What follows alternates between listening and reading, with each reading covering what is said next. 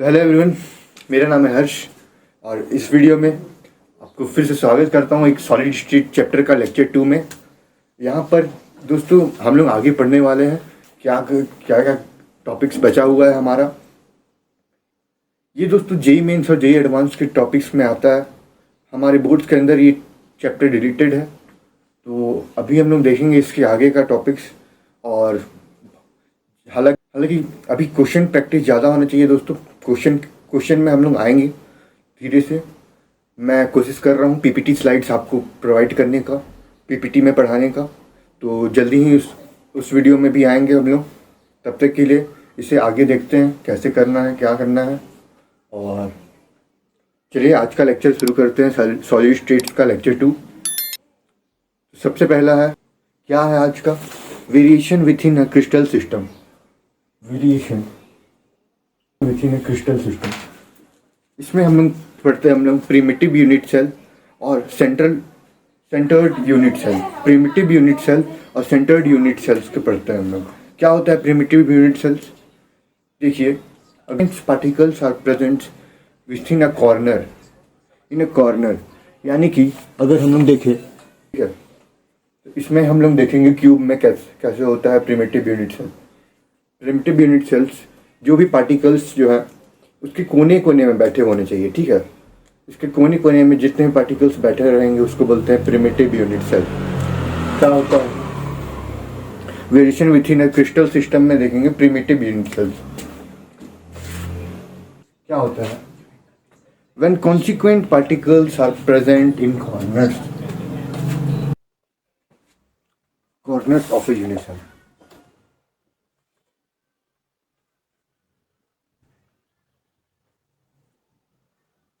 यानी कि अगर एक क्यूब बनाए हम लोग कुछ इस तरीके से, एक क्यूब बनाते हैं हम लोग इस तरीके से,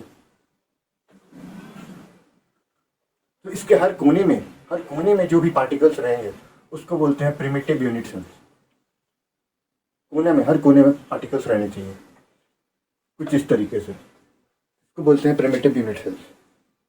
अब सेंटर्ड यूनिट सेल आगे देखेंगे हम लोग। Centred unit cell present in corners and at the other position as well.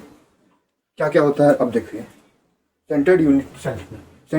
अब हम लोग आगे देखेंगे। ये समझ में आ गया दोस्तों कि प्रिमिटिव यूनिट सेल्स क्या होता है। When consequent particles are present in corner of a unit cell, corner में जो भी पार्टिकल्स रहे क्यूब के उसको बोलते हैं प्रिमिटिव यूनिट सेल्स। अब आगे देखते हैं हम लोग क्या, सेंटर्ड यूनिट सेल।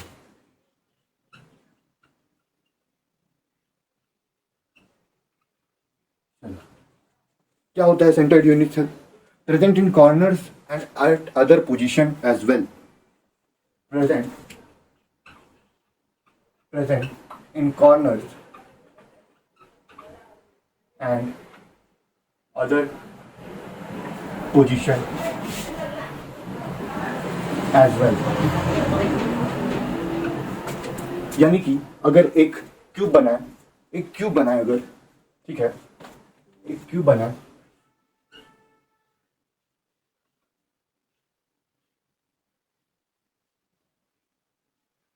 तो पार्टिकल्स जो रहेंगे वो इसके कोने पर भी रहेंगे, ठीक है, और इसके फेसेस में भी रहेंगे। जैसे कि कोई पार्टिकल्स यहाँ पर आ गया, ये फेस हो गया। कोई पार्टिकल्स जो है ऊपर आ गया, ये फेस हो गया। तो यहाँ पर जितने भी पार्टिकल्स रहेंगे, ये देखिए, ये देख सकते हैं, इस टाइप से हो सकता है, ठीक है, या फिर कुछ इस तरीके से हो सकता है। तो यार आ रहा है, ये इस तरीके से हो सकता है। दूसरा है, इसको क्या बोलेंगे हम लोग, इन सेंटर्ड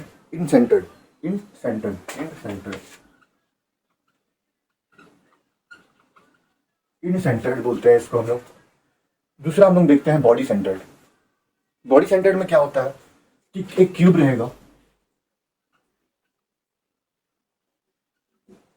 रहेगा, इस तरीके से। इसके कॉर्नर्स में तो रहेंगे ही एटम्स, पार्टिकल्स इसके कॉर्नर्स में रहेंगे ही, और एक जो है इसके सेंटर में रहेगा, पार्टिकल्स। जो कि एक सेंटर में रहेगा, ठीक है। कुछ इस तरीके से इसको क्या बोलते हैं हम लोग, बॉडी सेंटर, बॉडी सेंटर,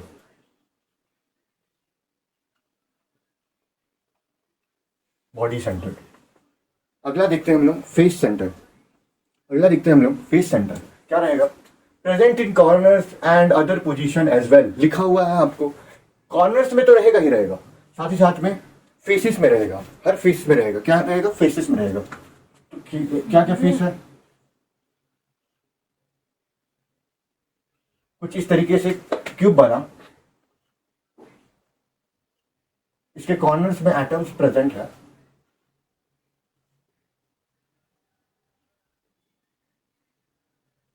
ठीक है।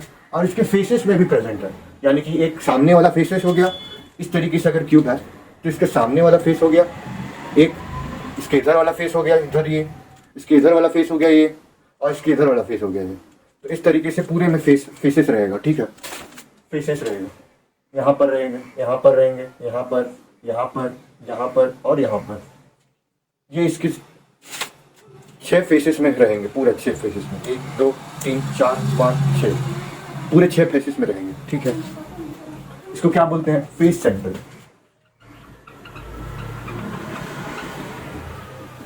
फेस सेंटर बोलते हैं इसको। कॉर्नर में है प्लस 2 अपोजिट फेसेस में है, फेसेस में है, ठीक है। कॉर्नर्स में तो है, साथ ही साथ 2 अपोजिट फेसेस में है। पार्टिकल, इसमें देखिए बॉडी सेंटर में particle present at centre, centre में रहेगा, एक इसके सेंटर में रहेगा, यानी कि इसके अंदर जो है इसके सेंटर में रहेगा, और दूसरा कॉर्नर्स में रहेंगे, सभी कॉर्नर्स में रहेंगे, ठीक है।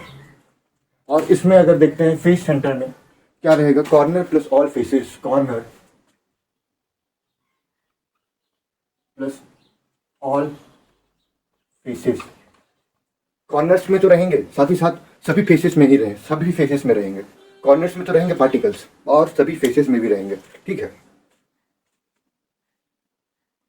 तो ये था हमारे पास पूरा unit. Variation within a crystal system में हम लोग ने देखा प्रिमिटिव यूनिट सेल्स क्या होता है, when constituents particles are present in corner of a unit cell. Corners में रहें जो भी पार्टिकल्स, जितने भी पार्टिकल्स है वो अगर कॉर्नर्स में है सभी, तो उसको बोलते हैं प्रिमिटिव यूनिट सेल। और centred unit cells present in corners and other position of as well, ठीक है। सेंटर्ड यूनिट सेल्स क्या होता है, present in corners and other position as well, यानी कि इसमें क्या हुआ, एक तो कॉर्नर्स में रहेंगे सभी पार्टिकल्स, और दूसरा कि इसका अपोजिट फेसेस में, अगर ये फेस है तो इसके अपोजिट में ये फेस रहेगा, ये फेस है तो ये अपोजिट में रहेगा। इस टाइप से हमारे पास ये इन सेंटर्ड का यूनिट सेल्स आता है। दूसरा है सेंटर्ड यूनिट सेल्स के अंदर बॉडी सेंटर्ड। बॉडी सेंटर्ड मतलब एक क्यूब के बीच पोजीशन में रहेगा, एक बीच पोजीशन में एक पार्टिकल रहेगा, बाकी सारे कॉर्नर्स में पार्टिकल्स रहेंगे, ठीक है। अब रहता है फेस सेंटर। फेस सेंटर क्या होता है, पार्टिकल्स जो रहेंगे कॉर्नर्स में तो रहेंगे, साथ ही साथ सभी फेसेस में भी रहेंगे, फेस का साइड में रहेंगे, सभी साइड्स में रहेंगे। ये देखिए ये कॉर्नर्स में तो है पार्टिकल्स, यहाँ है, यहाँ है, यहाँ है, यहाँ है, पर सभी फेस में भी रहेंगे, यहाँ पर रहेंगे फेस में, यहाँ पर रहेंगे, यहाँ पर रहेंगे, इस टाइप से होता है, ठीक है। चलिए अब अगला देखते हैं क्या होता है, contribution of lattice point in a unit cell.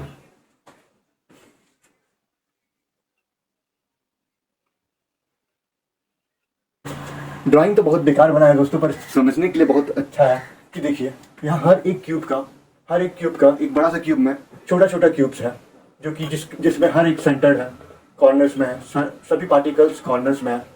तो इसका contribution in each cube unit, यानी contribution in each cube unit क्या हो जाता है, क्या हियर ईच कॉर्नर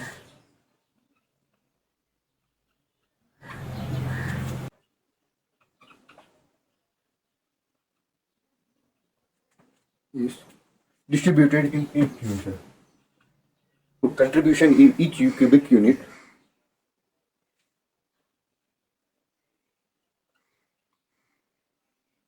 by 8.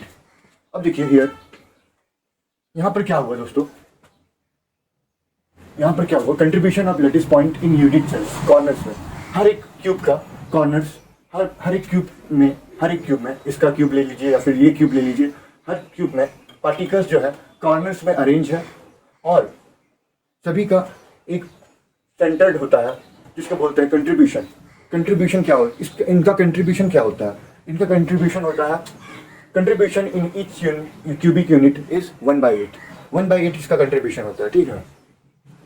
इसका कंट्रीब्यूशन क्या होता है, 1/8। बॉडी सेंटर्ड का कंट्रीब्यूशन क्या होता है, अगर इसका देखा जाए तो ये, अब हम लोग देखें कॉर्नर्स का कंट्रीब्यूशन होता है 1/8। अब इसका बॉडी सेंटर्ड को मैं अगर स्टार से बना दूं बॉडी सेंटर, तो इसका क्या होता है कंट्रीब्यूशन,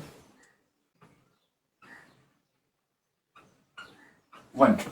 बॉडी सेंटर का कंट्रीब्यूशन 1 इन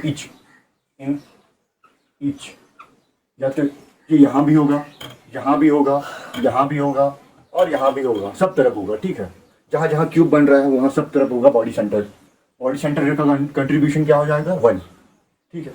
और फेस सेंटर का कंट्रीब्यूशन कितना होता है, अगर इसका ये फेसेस जितने भी फेसेस हैं उसके कंट्रीब्यूशन कितने हो जाएंगे, 1/2, हाफ।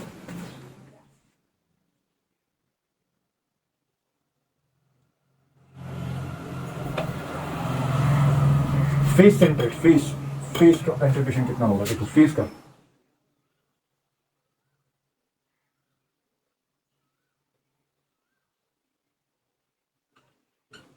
1/2। फेस का कंट्रीब्यूशन क्या हो जाएगा, 1/2। ये देखिए फेस यहाँ पर ऐसा है फेस, तो इसका कंट्रीब्यूशन हो जाएगा 1/2, हाफ, ठीक है। इससे क्वेश्चन दोस्तों अभी तो फिलहाल मैं आपको प्रोवाइड नहीं कर सकता, और जल्द ही मैं आपको प्रोवाइड करूंगा पीपीटी स्लाइड्स में, क्वेश्चन के साथ हम लोग प्रैक्टिस करेंगे, देखेंगे हम लोग कैसे होता है, एग्जांपल्स कैसे होता है सॉल्व, कॉन्सेप्ट कहाँ लगता है क्या नहीं। अभी बस थ्योरेटिकल पार्ट है, ये आप लोगों को नोट कर लीजिए, ज़्यादा काम आएगा। अच्छा दोस्तों एक चीज़ बताओ इसमें, तो अगर एक क्यूबॉइड है, कुछ इस तरीके से क्यूबॉइड है, तो इसका जो ये वाला हिस्सा इसका कंट्रीब्यूशन कितना हो जाएगा, इसका कंट्रीब्यूशन कितना हो जाएगा, 1/4, 1 2 3 4, 1/4 इसका कंट्रीब्यूशन होगा, ठीक है। आई होप कि इतना आपको समझ में आया होगा। अब हम लोग आगे देखते हैं, effective number of atoms per cubic unit cell. Effective number of atoms per cubic unit cell क्या होता है,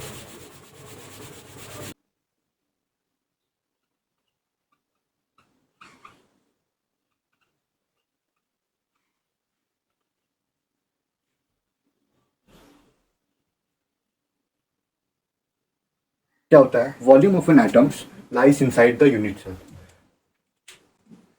जितना भी वॉल्यूम इनसाइड में कवर अप करेगा, जितना भी वॉल्यूम इनसाइड यूनिट सेल्स, क्या वॉल्यूम होगा, इन सिंपल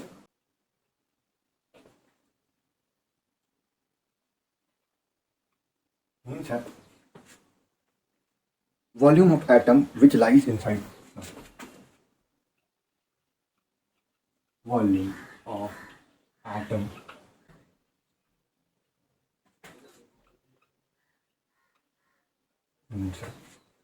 ऐसा वॉल्यूम जो कि लाई करे इनसाइड द यूनिट सेल, कितना वॉल्यूम इनसाइड में लाई कर रहा है वो सब देखते हैं हम लोग। अब इन सिंपल देखते हैं, in simple cubic unit cells, in simple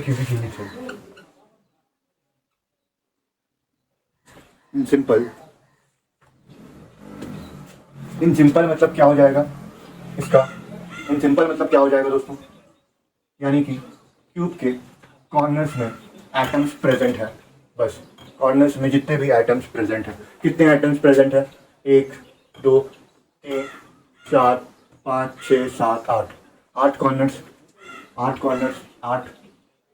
corner. Effective number of atoms per cubic unit cells, इसके इफेक्टिव नंबर्स कितने हो जाएंगे, इफेक्टिव नंबर्स को हम लोग अगर Z से रिप्रेजेंट करें तो इसके effective number of atoms per cubic unit cells कितने हो जाएंगे। अगर सिंपली देखा जाए, अगर ये एक क्यूब में 8 कॉर्नर्स रहते हैं तो उसका कंट्रीब्यूशन कितना हो जाता है, 1/8। तो इसका z कितना निकलेगा, इफेक्टिव नंबर कितना निकलेगा दोस्तों, इसका जो इफेक्टिव नंबर निकलेगा ये 1 से कटा, ये हो जाएगा 1, z इज इक्वल टू 1। ठीक है, अब देखते हैं इन BCC body centred cubic unit cell. In BCC body centred cubic unit cell क्या होता है बॉडी सेंटर्ड। अब हम लोग बॉडी सेंटर्ड में हम लोग देखते हैं कि कॉर्नर्स में तो रहेंगे ही एटम्स, कॉर्नर्स में तो रहेंगे ही एटम्स। ये बहुत ही बेकार ड्राइंग है दोस्तों, पर समझने के लिए ठीक है कि कॉर्नर्स में तो रहेंगे ही एटम्स, एटम्स जो रहेंगे कॉर्नर्स में तो रहेंगे, पर इसका बॉडी सेंटर में भी रहेगा, एक बॉडी सेंटर में भी रहेगा, इसको हम लोग स्टार मार्क करके रखते हैं। ठीक है, एक बॉडी सेंटर में भी रहेगा। तो इसका कंट्रीब्यूशन कैसे होगा देखिए, इसका कंट्रीब्यूशन इफेक्टिव नंबर कैसे निकालेंगे of atoms per unit cubic cells कैसे निकालेंगे कि इसका पार्टिकल्स प्रेजेंट कितना है, 8 पार्टिकल्स है, 8 लिखे, 8 पार्टिकल्स है ना, 8 कॉर्नर्स लिखे, पार्टिकल्स किसमें है, 8 कॉर्नर्स है, कॉर्नर्स में है, उसका कंट्रीब्यूशन कितना है 1/8 प्लस, अब बॉडी सेंटर कितना है, एक है बॉडी सेंटर, उसका कंट्रीब्यूशन कितना है 1, तो इसका जो होगा ये 1 से 1, ये 8 से 1 कट गया। ठीक है, 1 + 1 आ गया हमारे पास, z इज इक्वल टू 2। ठीक है, इसका कंट्रीब्यूशन हो जाएगा हमारे पास 2, सॉरी इसका कंट्रीब्यूशन जो हो गया 1 हो गया, बॉडी सेंटर का कंट्रीब्यूशन हो गया 1, और बॉडी सेंटर का कंट्रीब्यूशन हो गया 1, और जो कॉर्नर्स के एटम्स, कॉर्नर्स के जो पार्टिकल्स रहते हैं उसका कंट्रीब्यूशन हो गया 1/8। उससे सॉल्व किए तो हमारे पास इफेक्टिव नंबर जो निकला of atoms per unit cubic cells वो निकला 2, z इज इक्वल टू 2। अब यही चीज़ face centred cubic unit cells भी करता है, face centred cubic unit cells. अब देखिए face centred cubic unit cells का मतलब, face centred cubic unit cells का मतलब क्या होता है, 6 फेस में कंट्रीब्यूशन कितना है, कंट्रीब्यूशन हम लोग देखे थे क्यूबिक फेस सेंटर का 1/2 हाफ था। ठीक है, तो उसका अब हर कोने में कुछ इस तरीके से आएगा,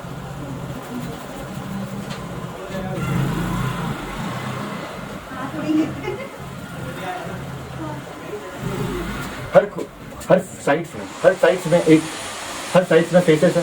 कितने फेसेस है टोटल, 1 2 3 4 5 6 फेसेस है। ठीक है, तो इसका एटम्स जो है, सॉरी, तो इसका जो है पार्टिकल्स हमारे पास कॉर्नर्स में तो रहेंगे, कॉर्नर्स में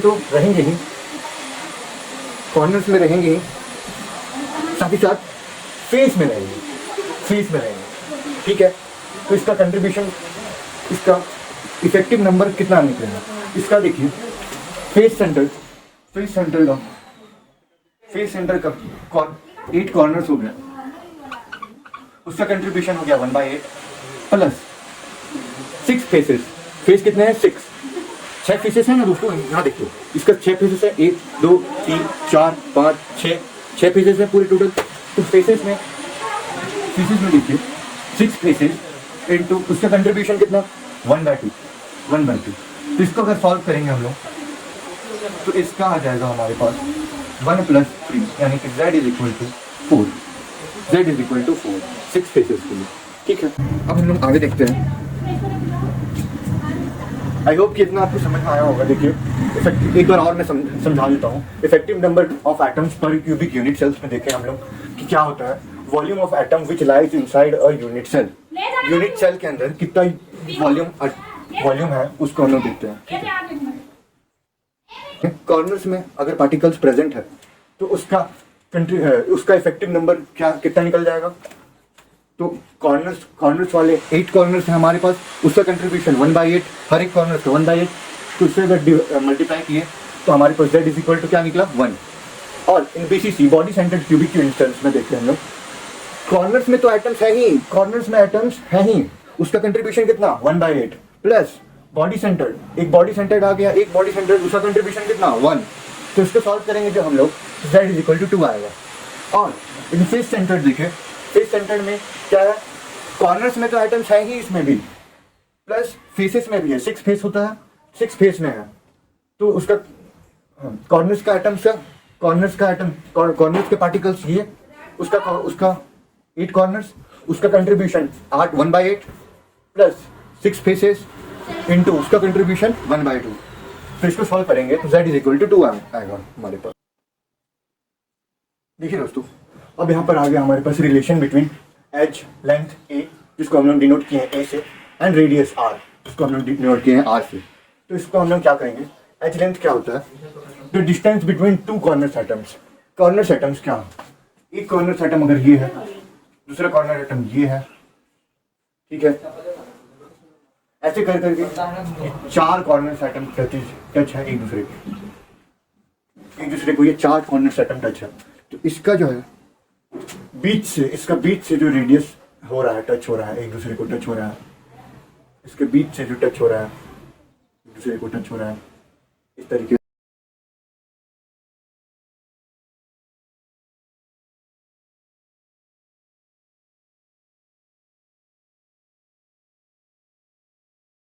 to corner atom. Edge length क्या होता है, distance between two corner atoms. यहां से ये अगर r है, ये अगर r है, तो इसका distance a is equal to 2r हो जाएगा। ये डिस्टेंस, इसका ये डिस्टेंस a मान के चलते हैं हम लोग। तो एज लेंथ क्या हो जाएगा, a is equal to 2r।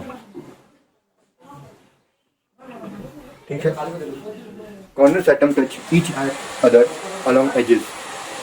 As के अलोंग एज लेंथ हो गया हमारे पास a is equal to 2r। ठीक है,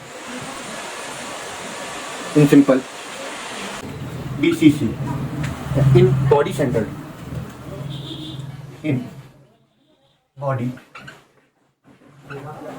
बॉडी सेंटर में क्या होता है, ये जो पॉइंट है, ये वाला जो पॉइंट है, ये अंदर में है। इसके थ्री डायमेंशन में आप लोग विजुअलाइज कीजिएगा। तो इसका जो ये वाला पॉइंट है, ये अंदर में है, और इसका जो ये वाला डिस्टेंस है, यहाँ से अंदर तक का डिस्टेंस वो एक रेडियस है r, और यहाँ से यहाँ तक का डिस्टेंस वो एक रेडियस है r। ठीक है, और मैं इसको बनाकर ही दिखा देता हूँ। अगर देखिए एक पार्टिकल है कुछ इस तरीके से, ठीक है, यहाँ पर भी एक पार्टिकल है कुछ इस तरीके से, ठीक है, कुछ इसी तरीके से ये भी पार्टिकल्स रहेंगे दोस्तों। और यहाँ पर ये पार्टिकल्स हैं, ये पार्टिकल है, ठीक है, और इनको टच किया हुआ एक बॉडी सेंटर है, ठीक है। तो इसका जो डिस्टेंस हो जाएगा यहाँ पर से, ये वाला डिस्टेंस हमारे पास हो जाएगा, ये भी r हो जाएगा, यानी कि ये वाला डिस्टेंस ये हो जाएगा, ये भी r हो जाएगा, ये वाला डिस्टेंस हो जाएगा r हो जाएगा। और यहाँ पर का जो बॉडी सेंटर है, अगर ये देखिए सर्कल है, अगर ये सर्कल है तो इसका ये डायमीटर हो जाएगा 2r के बराबर। तो इसका जो डायगोनल हो जाएगा, इसका पूरा एक बॉडी डायगोनल्स कितने हो जाएंगे, a इज इक्वल टू जो है कॉर्नर्स एटम,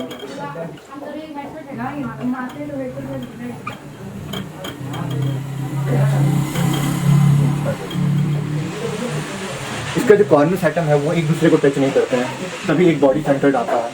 बॉडी सेंटर का जो डायगोनली रेडियस जो है, बॉडी सेंटर का जो बॉडी डायगोनल है, जिसको हम लोग बोलते हैं बॉडी डायगोनल, ये जो लाइन जो है बॉडी डायगोनल जिसको बोलते हैं, वो कितना आ जाएगा हमारे पास,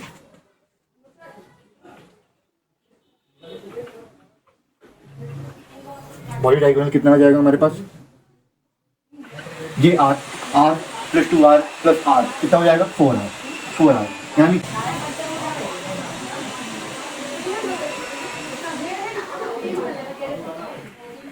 तो हम लोग जानते हैं कि इसका जो डायगोनल है वो √3a कंट्रीब्यूट करता है। तो इसका जो है 4r is equal to √3a, ये हो जाएगा हमारे पास रिलेशन।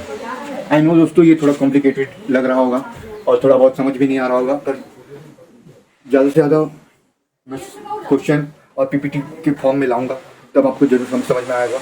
अभी के लिए बस इसको नोट डाउन करिए और देखिए कैसे होता है, ठीक है।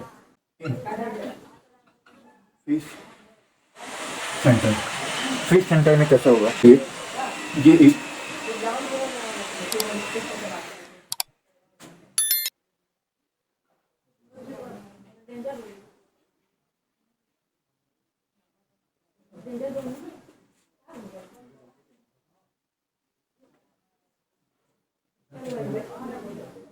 मान चलिए ये एक पार्टिकल है, इसका डिस्टेंस हो गया हमारे पास r, इसका भी आ गया r, ये डिस्टेंस हो गया 2r, ठीक है। अब उसका हर फेसेस में कितने फेसेस हैं?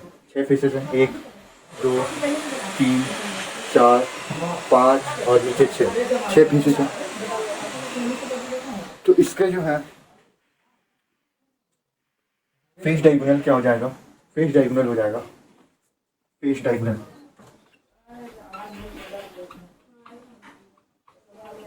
4r हो जाएगा। 4r जो हो जाएगा 4r is equal to √2a के बराबर। 4r is equal to √2a के बराबर। ये हमारे पास आएगा 4r is equal to √2a के बराबर। क्या है ये? FCC। क्या है ये? FCC। और ये क्या है? BCC, body centred cubic. तो दोस्तों इस वीडियो में बस इतना ही। आई होप कि आपको इतना समझ में आया होगा। नहीं समझ में भी आया होगा कि तो आप फिक्र मत कीजिएगा, आपको जल्दी समझ में आएगा। एक बार बस PPT स्लाइड्स में मैं आपको दिखाऊं और आपको क्वेश्चन करवाऊं, साथ ही साथ कॉन्सेप्ट को और रिवाइज करवाऊंगा और क्वेश्चन करवाऊंगा, उससे मैं आपको और समझ में आएगा। तब तक के लिए चैनल पर नए हो तो चैनल को सब्सक्राइब करो, वीडियो पसंद आए तो वीडियो को लाइक करो और शेयर करो अपने दोस्तों के साथ। Thanks for watching, bye bye.